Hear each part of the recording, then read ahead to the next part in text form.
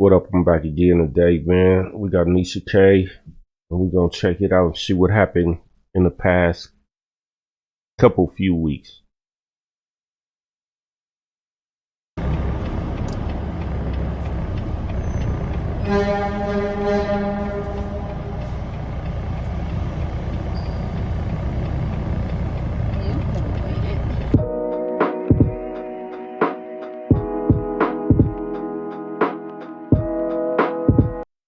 We got the heads up on the road activity and a little Bible study.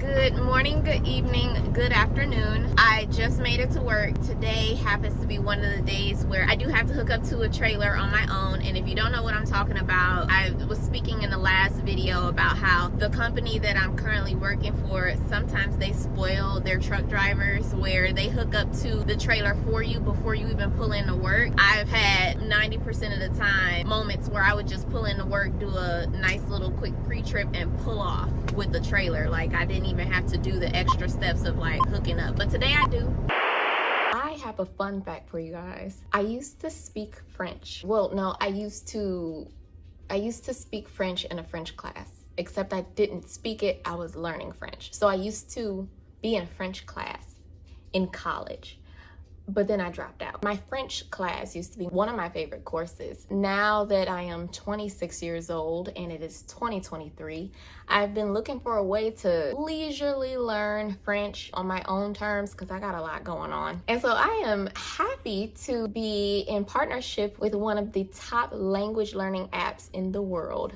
Babbel. I've been using Babbel for the last couple of weeks. It's been a treat because I've been learning certain things that I either forgot or things that I did not yet learn before I dropped out of college. Babbel is scientifically proven to help you start learning a new language in just 3 short weeks. Not to mention their lessons are designed by real language teachers. The best part, hands down, is that Babbel offers a 20-day money-back guarantee if it just so happens to not be working out for you, which I don't know why I wouldn't, because it's a language learning app. Vous êtes clair? Claire? I can't say Claire. Pardon, vous êtes clair? Pardon, vous êtes clair? Pardon, vous êtes clair? Pardon, vous êtes clair? It's the R's for me. For me, I really appreciate how simple and straight to the point it is using an app because I struggle with things that just are too complex. I like that they keep saying the phrases over and over and over again. And if I want to hear it again, all I have to do is click on the screen. I'm an audio and visual learner. Just reading something versus me seeing a picture that represents it or hearing the words, it doesn't work out for me. I really like that they incorporate all versions of learning in one so that you can learn the quickest and the most efficient. I know so many people who want to be bilingual like so bad, me included, right? I find that that is just one of the biggest flexes. If you're thinking about traveling or if you want to broaden the opportunities for certain careers or just make new friends in different countries, I would suggest learning a different language, and Babbel is pretty much one of the best ways to do it. So if you are interested, at this moment, Babbel is offering 60% off your subscription, and I have the link in the description box if you want to try it out. And let me know in the comments below, what languages are you looking to learn in the future? Thanks so much to Babbel for partnering with me on today's video. So right now I'm just putting in my tractor number into the ELD device so that I can get started. I'm just getting the rest of this stuff situated before I officially hook up to this trailer.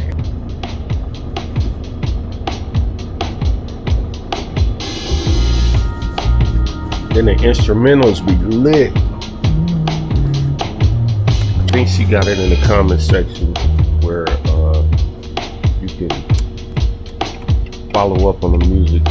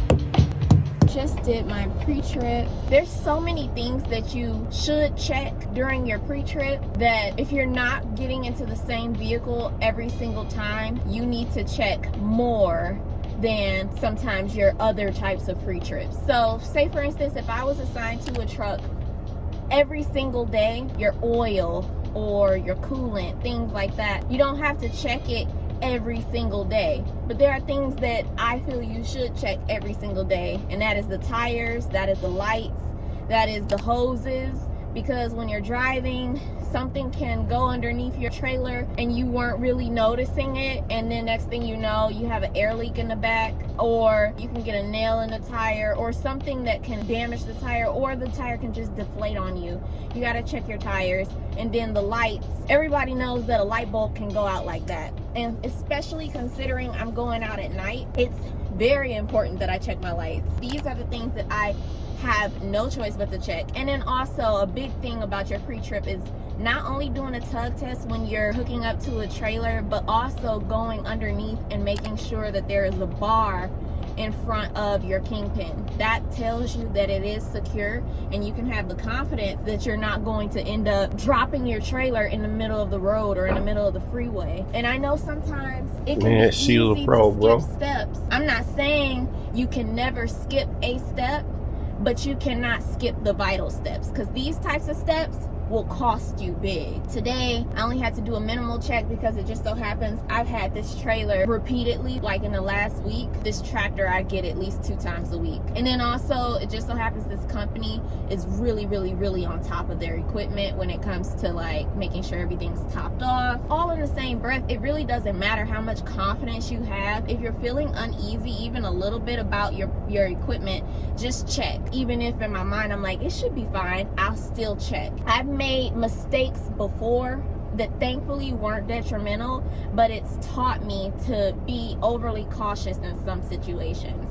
And I've seen scenarios, like I've seen a scenario where someone lost their trailer mid-drive, and that junk is scary. Like I will never, ever, ever wish that on anybody, because you know, it's as simple as, even if you didn't hurt anybody or damage the equipment, that's relative, because if a trailer drops off the truck, you know, it is gonna be some version of damage. Even if you didn't do detrimental damage, it's still the idea, like, you gotta call your company, and now they have in mind that you are skipping steps.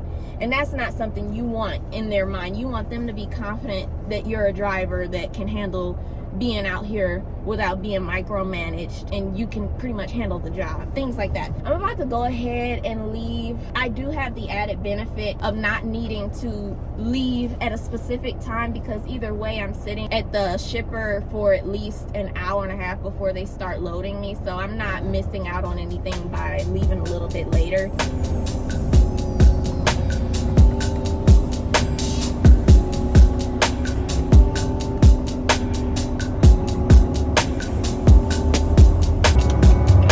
Gonna be tripping me out. Yeah. This girl, she's short, young, and out here whipping big rigs. That's crazy.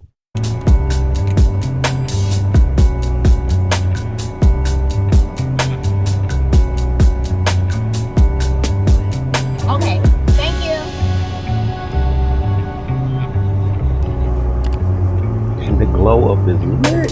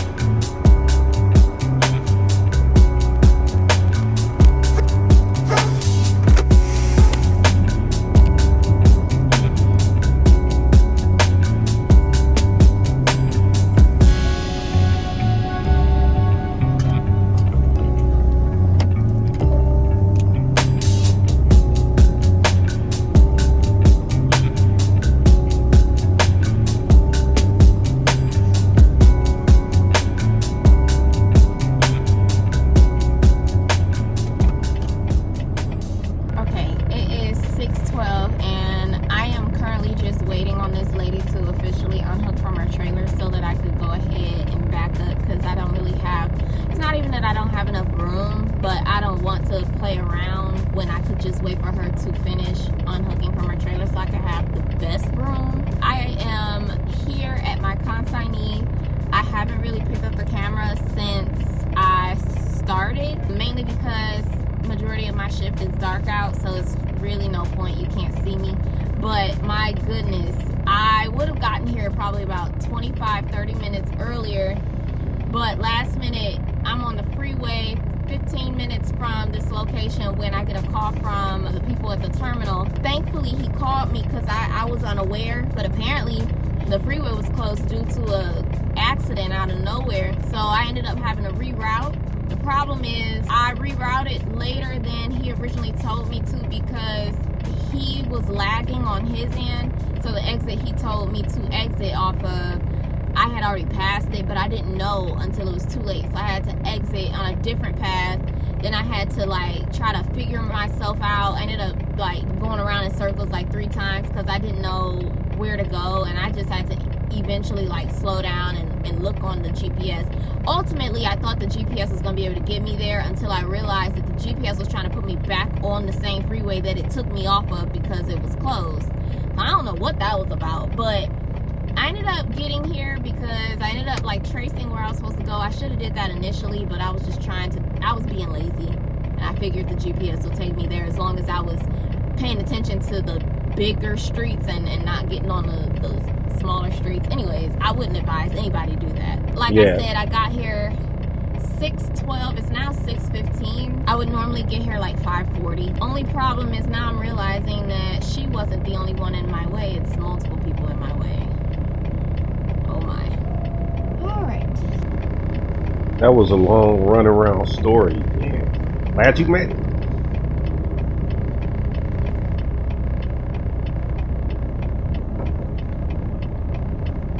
Things you get into when you're a driver, man. Hi.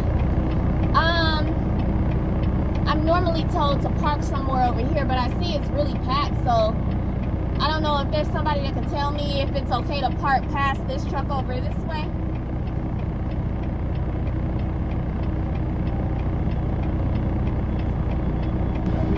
Okay. Give me a straight. Oh my. I don't have enough room. It looks like one of the dock areas that I used to pull into and deliver in a downtown area. Everything was a dock, a loading dock. So you pull underneath the building.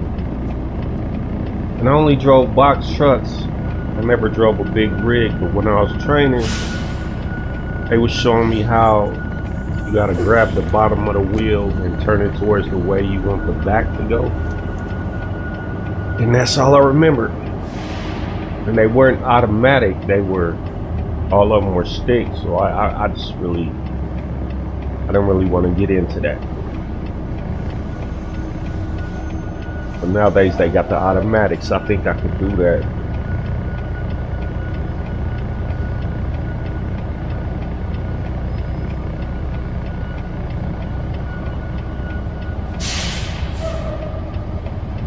This whole underground loading dock area reminds me of good times I'm delivering for this company. Hi.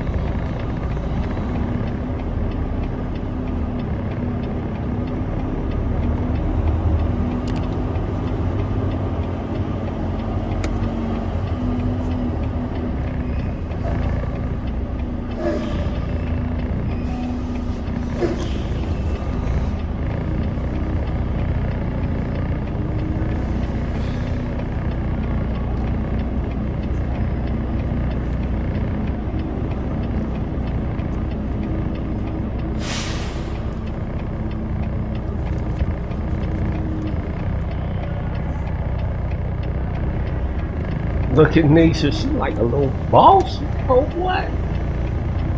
Did that thing like a boss.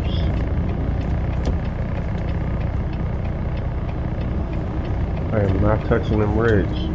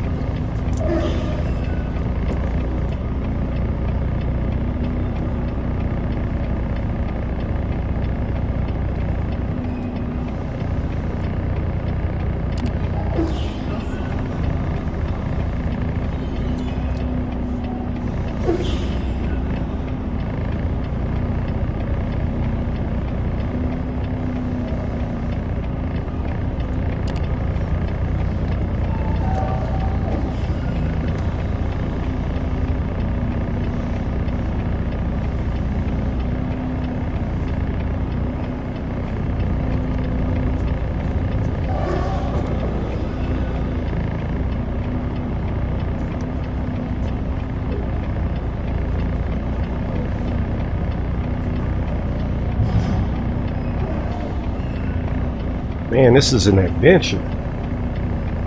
Every time. But I'll be enjoying it though. Lord.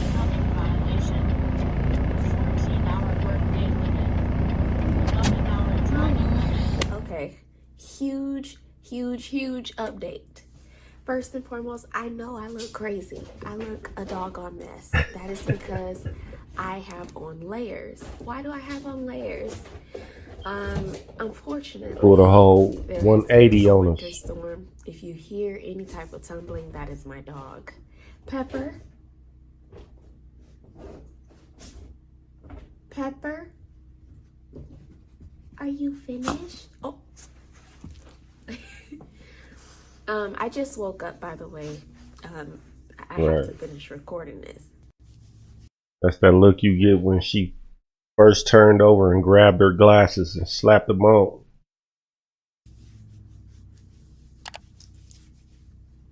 So spoiled.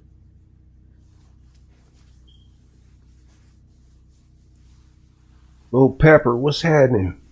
So a couple of days ago, there was an ice storm. If I'm honest, there have been far worse ice storms in Michigan, but this one just so happened to cause a very large power outage. It has been that way for a couple of days. So this is...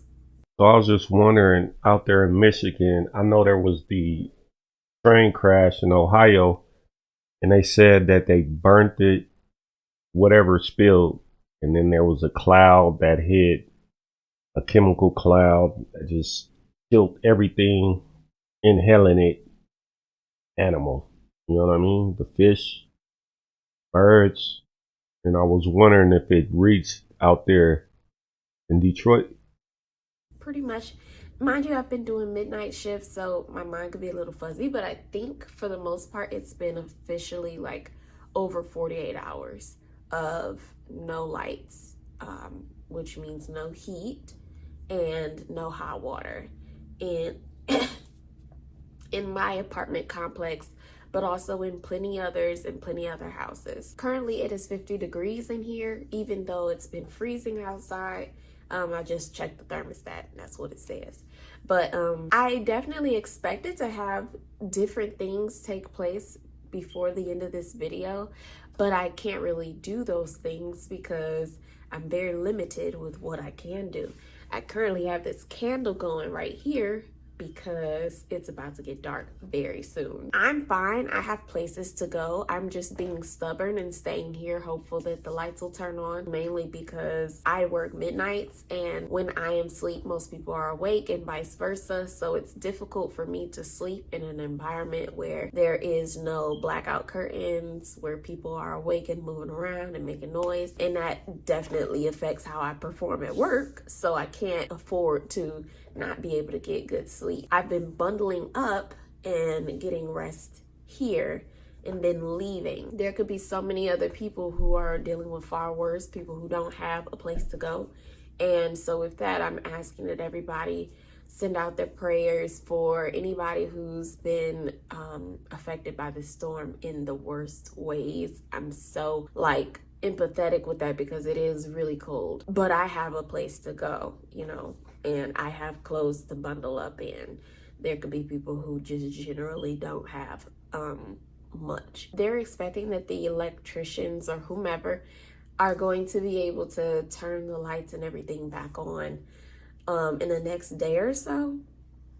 But it's just, I don't know. I don't understand in my brain why the lights went off here, because when the ice storm did take place, it wasn't that cold outside. It was like almost 35 degrees. Granted, you know, it was still below freezing temperature at like 32, 33 degrees, but like it was barely that. I think the biggest thing was that it was raining originally, and then when it went below freezing, it turned everything to ice. But it didn't do it in the way that you would expect mentally, because I was out there, I was driving when the temperature went down. The ground was still wet with rainwater. It wasn't ice. And it was practically dry at that point because it had stopped raining for so long in the area that I'm referring to, the power outage. Okay. And so when you consider that it wasn't that cold outside, when you consider that it wasn't raining the entire night, or it didn't turn into like an ice rain, and when you consider that the ice didn't accumulate on everything because it wasn't like this wild ice storm, I don't know. According to them, they're saying that the ice formed on the, what is it called, the power lines and things like that. Situation, but I mean, but for it to you be just out can't for like believe 3 it. days, I don't know. It could have been the wind too. I know some people were saying that it was the combination of the ice with the wind, and then trees fell on power lines. I don't know. To me, it feel like we done had some really, really terrible storms and didn't have this outcome. So it's just an unfortunate event, really. I'm not an electrician, so I don't know necessarily how this type of combination of a storm could affect to this level. I don't know how these before it started to get dark, I did want to meteorologists prophets, or they creating the weather, man. Show you guys one of my favorite scriptures. It's not going to be like an in-depth study because it's mostly self-explanatory. It's a couple verses that so many people have heard. I mean, it's been in rap songs and everything, so it's nothing like new, but I've heard it so much that I've been desensitized to it, and it wasn't until my therapist brought it up, then later I listened to it again, and I just started to feel that I had missed a couple things, or just didn't think about a couple things that are so pertinent to my life, and which is why it is so popular. But I had to get into it to have it mean something for me. I just have my candle here before it gets dark. So the chapter All right, our Bible studies, let's go. that I'm referring to is obviously Psalm 23. The Lord is my shepherd. I'm just going to read it real fast, and then I'm going to show to you the things that stood out to me. And hopefully, in the event that this was also desensitized to you, that it breathes some version of faith back into you, because we hear it so often, but it is so beautiful. So I'm just going to read it. The Lord is my shepherd. I shall not want. He makes me lie down in green pastures. He leads me beside still waters. He restores my soul. He leads me in paths of righteousness for his name's sake. Even though I walk through the valley of the shadow of death, I will fear no evil, for you are with me. Your rod and your staff, they comfort me. You prepare a table before me in the presence of my enemies. You anoint my head with oil. My cup overflows. Surely goodness and mercy shall follow me all the days of my life, and I shall dwell in the house of the Lord forever. This verse here is something that I have to constantly go back to because I realize, in a state of wanting. I always end up wanting something. It could be as simple as I want a glass of water right now, or as large as I want to move on to the next step in life. It could be that vast of a difference, but every single minute of the day, I'm always either thinking of something I'm going to grab, or I'm thinking of something that is a goal for my future. But sometimes that can lead to me being not content in life. You know, sometimes I can end up in a not so good mood because I'm not feeling where I'm at right now, or there's just so many things that I quote unquote don't have that it's affecting my peace. But not only was David in totally different circumstances at that time, but when I read this, I recognize that this is speaking of the glory and the holiness of God, that I shall not want because he is good.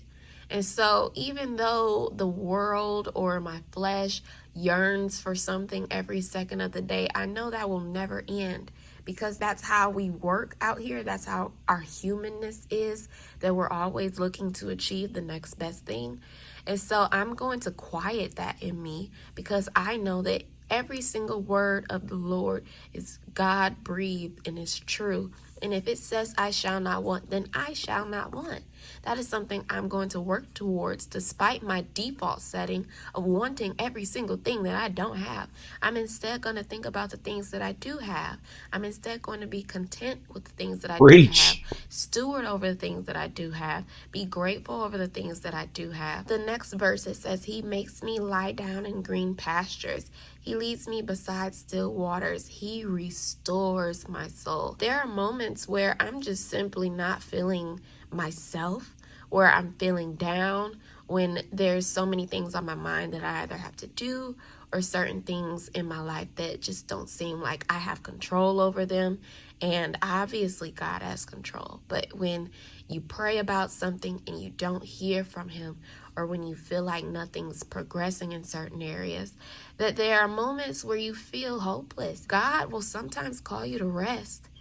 He will sometimes call you to lay down, call you to a season of waiting, to a season of just observing, looking and seeing what he's doing, holding on to him in these moments. And he restores us, because even in our toughest moments, when we know who to go to, we are restored by going to him. What's your favorite part about?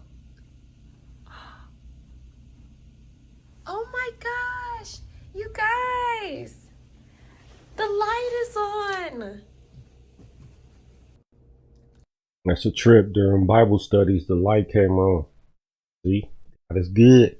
All the time. Peppers. Oh my gosh. Peppers, stop, man. You licking my lip. I don't like that. Cool, that mean I ain't gotta leave. It definitely changes some things. Hopefully it stays on. Man, what? Hold on. Wow, I didn't know I left my lamp on. Man, I could have turned that off. Wow, I definitely gotta clean my apartment now that the lights are on. Oh my gosh, the lights are on, y'all. Oh my gosh, I'm so happy. Wow, praise God. They definitely said it was gonna take another day, and I'm just grateful light that. show. I mean, See the little light show. I gotta throw out that food. Okay, I got some stuff to do. God is good. Okay, all right. Give me a second. Okay, so I randomly decided I'm about to go to the movies. And so the movie starts in less than 10 minutes and I'm still not out the door. I generally speaking like to get to the movies a lot sooner because I like to watch the previews. So this is definitely out of my character. But I'm just about to do my makeup really fast. And that's actually what I wanted to talk about a little bit since I'm getting ready. But I noticed that we as a people, we like to simplify things or give a simplified answer to things that are more complex. For example, when it comes to makeup, I noticed that a lot of people in general either have a question of like, is makeup just to like, is it like for the opposite sex, so like for guys and things like that? And then there are people who are saying like makeup is just for us, it's not for men, and all of these things. And I don't know, I feel like realistically, I look at it as more of like a credit score, for example. This is a terrible analogy, but just hear me out. We have things that are high impact, we have things that are, you know, medium impact, and we have things that are low impact that all contribute to an overall score. And I feel like when it comes to makeup, something that's really mundane, I don't think that it's all one or the other. I think it's very mixed. I do believe that makeup is like, for example, let me give you an analogy, another one. Like, I personally decorate my apartment, right? I like to decorate my apartment. It's a beautiful space for me to live in, or not quite yet. I'm still fixing it up, but like, I would love for it to be a beautiful space for me to live in. But in the event that I invite someone over, I definitely would want for them to also feel that it's a beautiful space for them to be, you know, in for the moment being. And so like, but who am I doing it for? I'm overall doing it for me. Or I would say the better reason why I'm decorating my apartment is for me, because I'm going to be in my apartment 24/7 versus someone who may or may not be invited over or come over, right? Right. Realistically, when it comes to me specifically, my mom, my dad, and my best friend and my brothers come over. Like, there's not really many people that come over that I would like be trying to do the most to make sure that my apartment is set up. But that's an analogy. So I think that when it comes to makeup, for me, I noticed that some people are like, you don't need makeup. And I know that that's a compliment. So I'm not like looking at it like, oh, shut up. You know, I don't care. I really appreciate the compliment. I also realize that may be rooted in maybe another presumption of like why I put on makeup. Because I don't put it on because I think I need it. Nobody needs makeup. It's just an extra step. Do you want to take the... All right, I gotta stop you right there. Hey, bruh, the glow up is lit. I remember the braces and the glasses and the big wheel and the big truck. The glow up is real. Yeah, you don't need no makeup. That's kind of like, yeah. Anyways, let's get the back. extra step to potentially, Back in. you know, make yourself feel better when you walk out the house? Or do you want to go barefaced? And you would go barefaced. I like going barefaced. You guys have seen me barefaced plenty of time. And I'm not opposed to compliments. I definitely feel like, you know, hair flip if I get a compliment of like, oh, your makeup looks good. And I'm saying makeup like I'm doing a whole lot. Today I'm doing a bare minimum because I'm about to leave. But ultimately where I'm getting at is the high impact is how it feels with me, right? At the end of the day, when I walk out barefaced, I feel good. But when I take the extra step to, you know, get myself put together, where like now I'm starting to like feel like I'm expressing myself and as someone who puts themselves together. Or I don't know, I guess it's just like, either you could put your hair in a ponytail to the back and walk out, or you can straighten it or put it in braids or whatever and walk out. Like either way, you're gonna walk out, but like one of them makes you feel better, right? Versus the other. And when I get a compliment, that's like confirmation. That wasn't the sole purpose. Like you're confirming to me that something that I already knew. Like for example, putting on perfume. I'm not gonna put on perfume I don't know smells good. Like I'm gonna put on perfume that I like to smell, something that smells good to me. And if I get a compliment that it smells good, you're not telling me something new. I know it smells good. That's why I put it on. I put it on so I can smell it. But it's icing on the cake when you say that it smells good, because, you know, it's sort of like, okay, you know, I'm not the only one that thinks it smells good. Same with like makeup. I'm going around in circles, but I'm trying to share a different perspective of it, because I think it's just been simplified.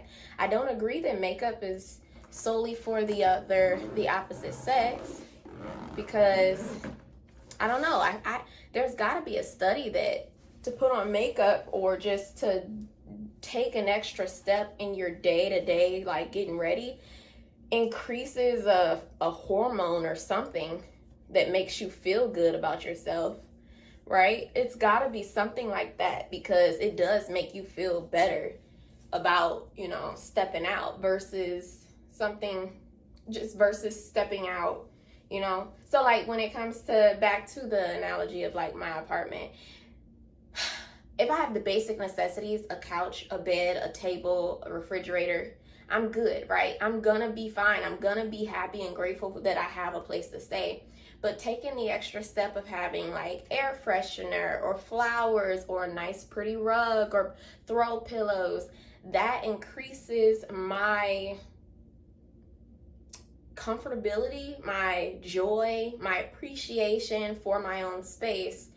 And it wouldn't matter if someone was invited over, or if anybody ever came over, or if I took Kind of gives a little glow of self-worth and value. a picture of it and posted it versus kept it to myself. It wouldn't matter, because when I wake up and I go into my living room and I see those things, I feel better. You know, it just improves upon my mood. Same thing with makeup, right? Same thing with getting your eyebrows arched, or getting your line up, or, you know, things like that. So I just wanted to share that, because I feel like we sometimes like to simplify the answer. I don't think it's all that simple. I don't think it's one or the other. I think they all have different levels of impact. So like, I'm not gonna walk around hoping I don't get a compliment, but I'm also not walking around seeking a compliment by putting on makeup. It's like, it's icing on the cake, but regardless, I feel good, you know? Anyways, I gotta go. Let me put on this perfume. I don't know what perfume I'm gonna put on.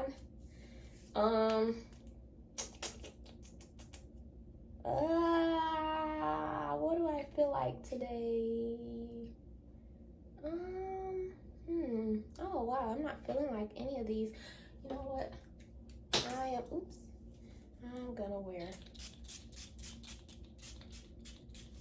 I'm wearing Midnight Flower Bomb.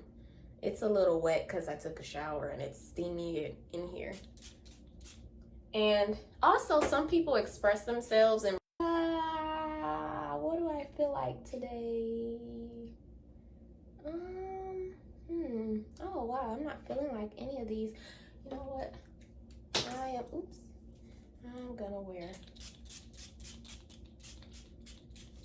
I'm wearing Midnight Flower Bomb. It's a little wet because I took a shower and it's steamy in here. And also, some people express themselves in ways that are like peculiar to other people. For example, I know a lot of people say things like some people aren't here for like the more expressive makeup, or like the hair colors, like the different hair colors, like pink or blue, things like that. But I also feel like we should give people the space to express themselves, because I do personally feel like it's not even all about feeling good. It's about expressing yourself. It's about, you know, trying to see what you feel like we all feel like different people sometimes. We all feel like a different version of ourselves sometimes. So like when it comes to perfume, for me, I may pick out a sweet perfume one day. The next day I might not want to smell sweet. I might want to smell sort of musky, or like fruity, or, you know, random things like that. So I feel like it's not even always that we want a compliment. It's sometimes just our mood. So like, I know that some people are like, I wish that certain people would stop wearing like colored hair because it don't look good or things like that. But I just feel like that's a very misplaced opinion. You have your own opinion, you're entitled to your own opinion, but I think that you're mistaking their expression for seeking affirmation, and that's not always the case. It's simply just that that's how they felt when they woke up that morning. That's what they want to look like. And I think we have bigger fish to fry than to poke someone who just wanted to wear pink hair. Real spit. Like, it's really not that serious. Like, now Express if they walk yourself. around literally butt naked outside, like, you know, you got kids out there, and then there's a conversation. But like, pink hair, who is that hurting? You know? But that's it. I'm about to go.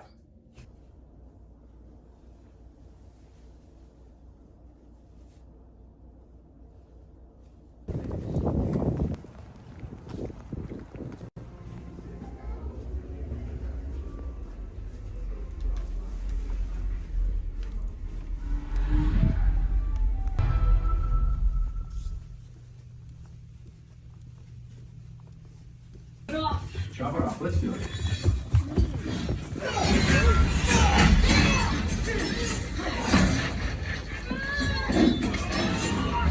Whoa, we got him now!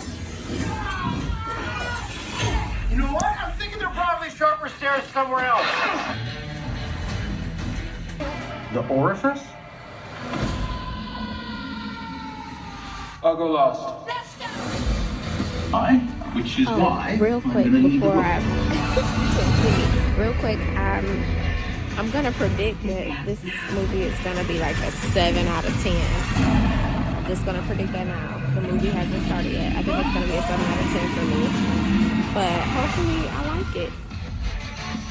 Because here, they are. AMC Theater. Okay, I officially made it back probably about 10-15 minutes ago. And so I don't know if you guys could hear me because I was in a movie theater when I was like, oh, I need to tell you guys what I expect out of this movie before it starts, just so it's genuine. And so I said originally that I felt like the movie would be like a 7 out of 10 as far as how I would feel about it by the end of it. And I'm not gonna spoil the movie. I'm gonna go ahead and say that out loud because I know it's still like fresh and new. It pretty much did what I expected.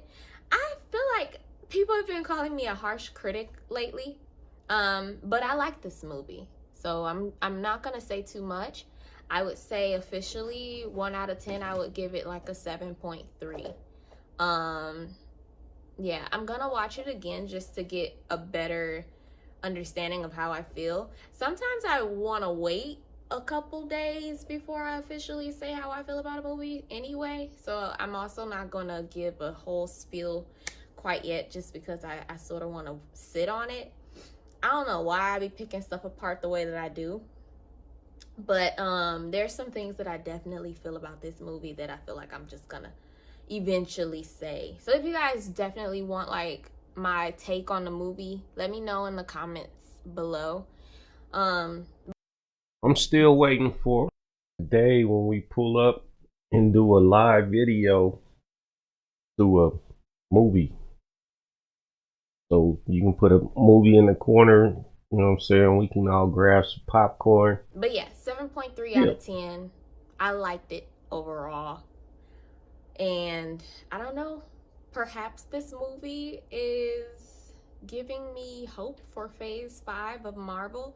I will gladly say that phase 4 was sort of trash. I know that a lot of people, especially the Marvel fans, the hardcore Marvel fans, have been giving Marvel so many passes, but we can all collectively just agree, like, let's just let it go and agree that phase 4 was the absolute worst. And not only was it the absolute worst, it was trash, like, at its best. I think even when it came down to the series, like the shows, even the best of the shows had no comparison to some of their cinematic, you know, movies in the past, especially phase 3 and phase 1.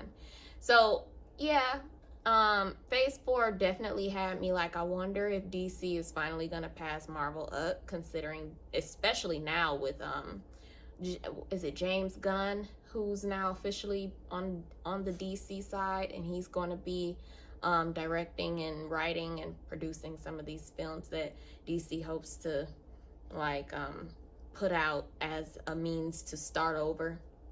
I don't know. I can literally go on and on and on. Phase 4 had me feeling like Marvel was... I know nothing about the Marvels. I just, when it comes on, I watch it. I don't get in too much depth or detail, but she seems to be a deep follower of the superheroes. going into the ground out of greed. I felt like Marvel was just putting out anything because they knew they had built a fan base, a loyal fan base, and we had a lot of connection to their characters, and so they felt like they could just keep throwing these characters in our face, even with terrible stories and terrible like climaxes to the movies, if there was one, and just like completely in some ways changing the character of someone we knew for like 10 years. It just felt like Marvel was dropping a ball horrendously, all for the sake of making some money. When you consider that they built a fan base over a decade, like Iron Man, I have always argued, was the kick-off for Marvel. Avengers, the first movie in 2012, being the start of the now huge fan base, but Iron Man was the start. I don't know, maybe I'm saying the same thing for both of them, but I think when I think of Iron Man, I think of it being like a popcorn kernel, and then Avengers, the first one, being the actual popcorn from the kernel. But like, you need the kernel to be a popcorn, and here then we go with the ultimately analogies. they grew into a whole bag of popcorn. I'm Terrible just analogy. playing. I don't know what it is about my analogies lately, but when you consider that we've all become huge fans of Marvel, I would say the people who weren't first invested in comic books, so that includes me, we all became huge fans of Marvel through, obviously, so many more movies prior to Iron Man. We became fans of Marvel through Iron Man and all these things. But when you consider that we've built a fan base based off of knowing and growing with the characters and seeing their character arc span through multiple movies, not all just one movie. Like, clearly you need them to have a version of a character arc within one movie, but when you see the overall picture by the end of a whole decade and you see how far they've come, I mean, when you can connect the first Iron Man movie to Endgame, come on, that was great, and we have never seen that before. I don't know if that has ever been the case in the cinematic universe with any movie. I don't know, maybe Star Wars, but I'm not in Star Wars, so I can't really be sure of that. But I just know with that, they set the standards really high, and in phase 4 they were like, we're gonna throw out a bunch of bull crap, and we're gonna ride it off of everything we've built up until this point, so that the loyal fans will keep coming for more, even though we're giving them literal booty crumbs. I think it's from the hit Hollywood took. Hollywood took some hits, man. In the dark, in the light, Hollywood got hit. That being said, Ant-Man and Quantumania. I was about to say Ant-Man and the Wasp. Ant-Man, Quantumania. I don't think I know the full title. Is it just Ant-Man, Quantumania? I don't know. The movie is maybe sparking a tiny bit of hope in me. I'm afraid.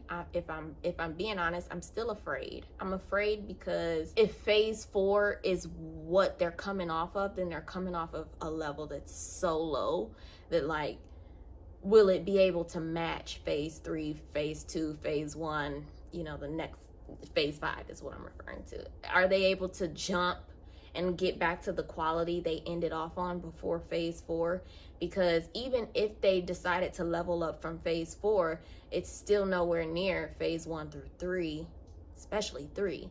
So I'm afraid that they may never get back to phase 3, that they may never, you know, exceed phase 3. I mean, I didn't even know phase 3 was possible until they did it, but you would think that from there they would go higher, and then they dropped. And so now it's just like, okay, I guess we're gonna go back up this hill, but you know,